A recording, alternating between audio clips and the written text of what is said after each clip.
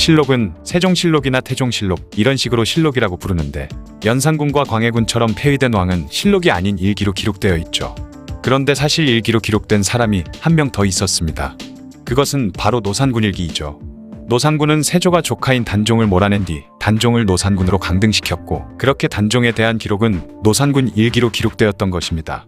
이후 숙종대에 이르러 단종과 단종의 부인인 정순왕후 송씨는 복이 될 수 있었고 노산군 일기도 단종실록으로 승격되었던 것이죠. 하지만 단종실록은 겉만실록으로 적혀 있을 뿐 내부 기록은 노산군 일기라고 합니다.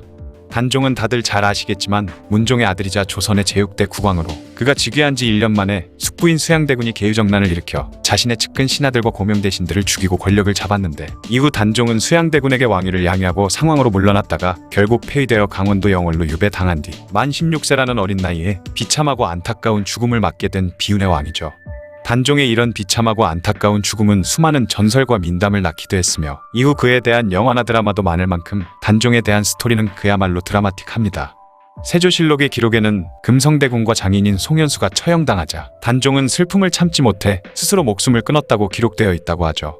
하지만 단종에 대한 수많은 기록들은 그가 스스로 목숨을 끊은 것이 아닌 누군가에게 죽임당했을 것이라 말해주고 있다고 하는데요. 오늘은 단종의 죽음과 그에 얽힌 전설들에 대해 이야기해볼까 합니다. 선조실록에 의하면 선조와 여러 대신들이 경연을 했을 때 기대승이 단종 사망 당시 금부도사이던 왕방연이 단종에게 사약을 주었다고 말하면서 그 근거로 사약을 줬다는 기록이 의금부에도 남아있으며 단종이 죽는 장면도 현지인이 기록했는데 이것을 강원도 관찰사가 목격했다는 기록도 남아있다고 하며 단종이 죽을 당시 영의정이던 정인지를 맹렬히 비판했다고 하죠.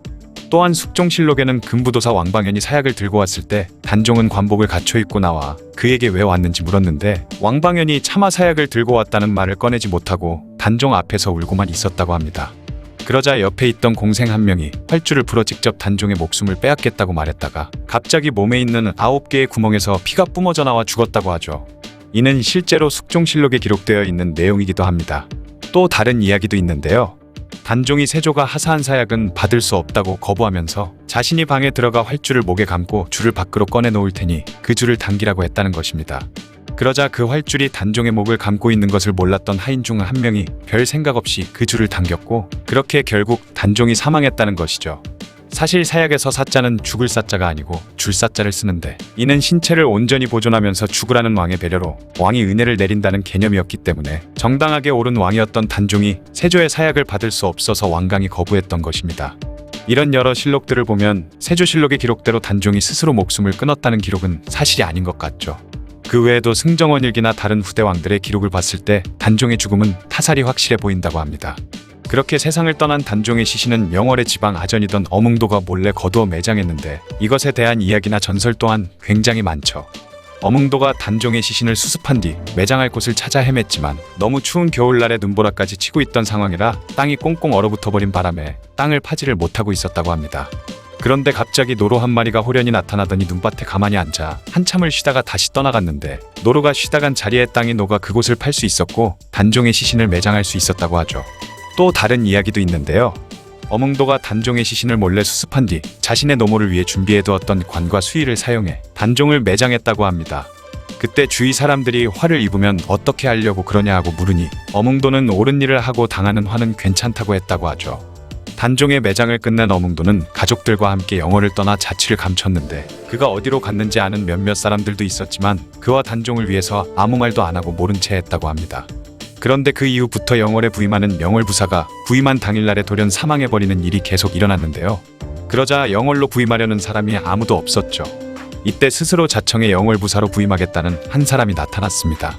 그렇게 그가 부임하고 첫날 밤이 되었을 때 의관을 정지하고 앉아있는데 갑자기 차가운 바람이 불더니 익성관을 쓰고 골룡포를 입은 한 소년이 수많은 신하들을 거느리고 나타났다고 하죠. 그러자 그 소년이 단종임을 직감한 신임 영월부사는 그 앞에 넙죽 엎드리자 그 소년이 내가 죽을 때 조른 활줄이 아직 목에 남아있어 답답하니 그것을 풀어달라고 하려고 왔는데 지금까지 왔던 영월부사들은 나를 보자마자 놀라서 죽었다 라고 하는 것이었습니다. 그러자 신임 영월부사는 시신이 어디 있는지 물었고 그 소년은 어몽도 호장이 알 것이다 라는 말을 남기고 사라졌다고 하죠. 다음날 영월부사가 어몽도를 수소문해 결국 그를 찾아가 부임 첫날 밤에 있었던 이야기를 들려주었고 어몽도는 다시 단종의 무덤을 파보니 그의 목에 활줄이 얽혀 있었던 것입니다. 그래서 활주를 풀고 다시 묻은 뒤 정중히 제사를 올리니 이후부터 영월부사가 급사하는 일은 없어졌다고 하죠. 이 이야기는 전설일 뿐이지만 비슷한 이야기가 실제로 선조수정실록에 기록되어 있는데요. 실록에는 수많은 영월의 관리들이 갑자기 죽는 일이 벌어졌는데 이는 노산군의 한 때문이라는 이야기가 떠돌았던 것입니다. 이에 박충원이라는 사람이 영월 군수로 부임한 뒤 제문을 지어 단종의 넋을 위로한 뒤로 그런 일은 다시 벌어지지 않았다고 실록에 기록되어 있다고 하죠. 이후 어몽도는 그의 충심이 인정받아 여러 왕이 여러 관직으로 추중했다가 고종대에 이르러 그는 충의공이란 시호와 함께 종일품 의금부사 오의도총부 도총관이라는 정승급 벼슬이 추중됐다고 합니다. 너무나도 비참하고 억울한 죽음을 당한 단종이 백성들로부터 동정을 받았는지 방금 말한 이 이야기들 외에도 수많은 전설이 내려오고 있는데요. 정의품 한성부용 관직을 지내고 은퇴하고 나서 고향으로 돌아와 살고 있던 추익한이라는 사람이 있었죠. 그런데 당시 영월로 단종이 유배를 오게 되자 그는 단종에게 머루를 바치기도 하고 자주 찾아가 이야기도 나누면서 친구처럼 지냈다고 합니다. 그러던 어느 날 추익한은 여느 때처럼 단종을 찾아뵈러 가는데 강가에서 백마를 타고 있는 단종을 만났죠. 그런데 단종이 유배온 자의 복장이 아닌 골룡포를 입고 있었는데 이에 놀란 추익한이 엎드리며 이게 어떻게 된 일인지 물었습니다. 그러자 단종은 태백산으로 가는 길이요 라고 말하더니 사라졌다고 하죠. 사실 이것은 추익한이 본 환상이었는데요. 정신이 번쩍 든 추익한은 불길한 마음에 단종이 살던 곳으로 달려갔지만 이미 단종은 사약을 받고 세상을 떠난 뒤라고 하죠. 그래서 추익한은 단종의 환상을 봤던 강가로 달려갔지만 다시 단종의 환상은 나타나지 않았고 추익한은 그곳에서 목숨을 끊었다고 합니다. 사실 이것 또한 후대에 만들어진 이야기이죠. 또 다른 이야기로는 단종의 어머니였던 현도광후가 세조의 꿈에 나타나 그에게 저주의 말을 퍼부은 뒤 침을 뱉었는데 침을 맞은 이후 세조의 온몸에는 종기가 생겼으며 세조는 죽을 때까지 온천에 목욕을 하러 가는 등 피부병으로 개고생을 했다고 합니다. 그리고 단종의 혼령이 누나인 경혜공주의 아들 정미수의 후손의 꿈에 나타나 혼인을 맺어줬다는 야사도 있는데요. 정미수와 그 후손들은 대대로 단종과 정순왕후 송씨의 제사를 지내왔죠.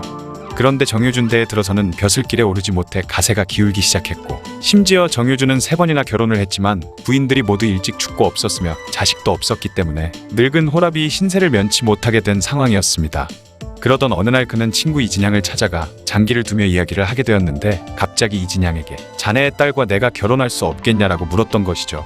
그러자 이진양은 황당하다며 바로 거절했는데 그날 밤 이진양의 꿈에 단종이 골룡포를 입고 나타나 정유준과 너의 딸을 결혼시키라라는 명을 내린 뒤 사라졌다고 합니다.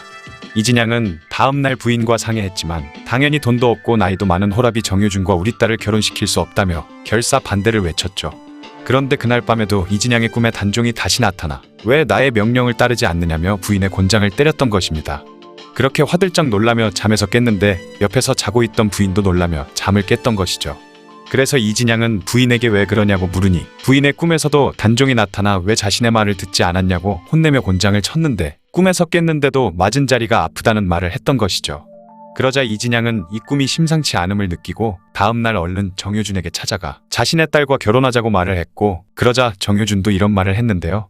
자신의 꿈에서도 단종이 나타나 이진양의 딸과 결혼하라라고 명했기 때문에 다음날 찾아가 그런 말을 했다는 것이었죠.